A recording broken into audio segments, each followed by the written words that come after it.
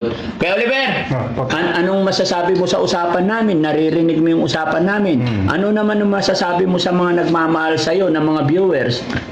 Ito, mabuti. Kikinig at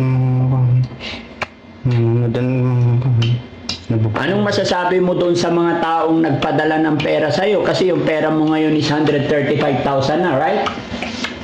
135,000K na yung nasa savings mo. Ano masasabi mo sa mga taong nagbigay? Maraming salamat sa nagbigay.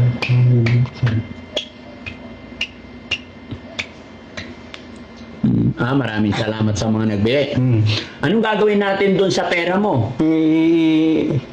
Ipon at unti-unti kong gagastahin. Pag magaling ka na, saka natin gagastusin. Okay? So, unti-unti na niyang naunawaan, unti-unti niya nang naintindihan.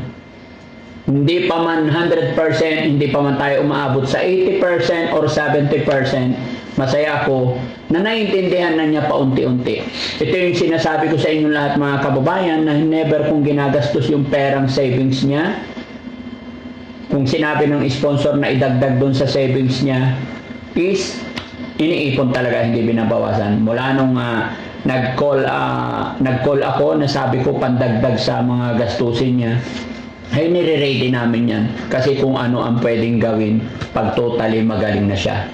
Dahil sa ginagawa natin, dahil sa suporta yan, hindi pwedeng hindi magiging normal yan mga kababayan.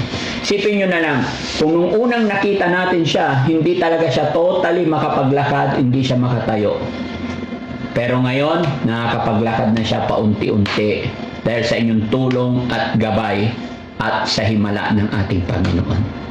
Kaya sana mga kababayan, mga kabarangay, hindi po kayo magsawa na sumuporta sa amin. At wag rin po kayo mag-alala sa pera ni Kuya Oliver dahil nakatabi, nakasave at pinag-iisipan ko ano yung pinaka-the best para kung saan natin gagastusin. Kung lulubin ng Panginoon na mas madagdagan pa, ay thank you. Para mas maiplano nating maigi kung ano ang ating gagawin sa pera ni Kuya Oliver. Okay? So Kuya Oliver, aalis na kami. Bababa na kami. Matutulog na para mapagpahinga ka. Kasi bukas ng umaga, another check-up na naman ikaw. Pasensya ka na, kasama sa buhay yan. Okay? Magbabay ka muna sa mga kababayan natin.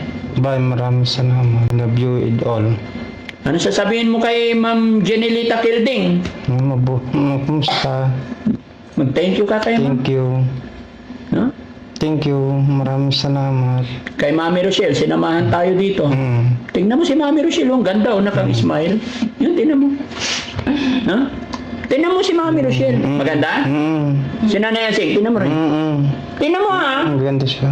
Si Nanay Asing. Maganda siya. So yun, mga kababayan, mga kabarangay, pansamantala ako po yung magpapaalam sa inyong lahat. At muli po, maraming salamat. Walang katapusan pa sa salamat po sa inyong lahat mga kababayan, kasama ng aking team. Dahil gaya na aking sinabi, isa po kayo sa mga dahilan kung bakit kami naging matatag, malakas dahil sa inyong walang sawang support.